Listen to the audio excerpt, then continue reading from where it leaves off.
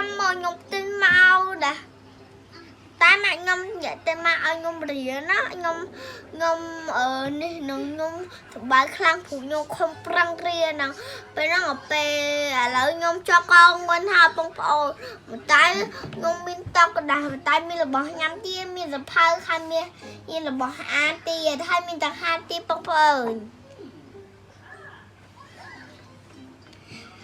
ពេលហ្នឹងគេមានរបស់ free ឲ្យទៀតតែ free ឲ្យណែ free ឲ្យណែបងប្អូន free ឲ្យណែនេះខ្ជឿណាហ្នឹង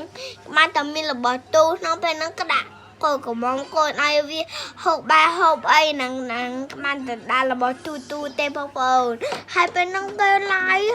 ហើយពេលហ្នឹងភពបានច្រើនណាម៉ែខ្ញុំទៅឲ្យចិត្តអរណាព្រោះខ្ញុំខំប្រឹងរៀន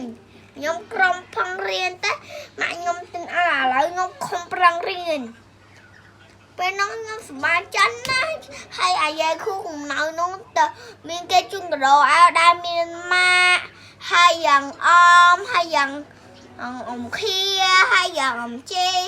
ហើយយ៉ាងប៉ាប៉េហើយយ៉ាងបងហាហើយយ៉ាងមកអៀងហើយមានគ្រប់គ្នាមកទៀតហើយពេលនោះអូយសប្បាយចិត្តបងប្អូនហើយខ្ញុំសប្បាយចិត្តណាស់អាពេលខ្ញុំហ្នឹងបាន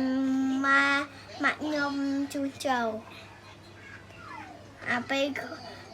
កូនញ៉ែឯងអត់ខំផឹងរៀនមកចាំទៅឲ្យទេហើយមកចាំនេះទៀត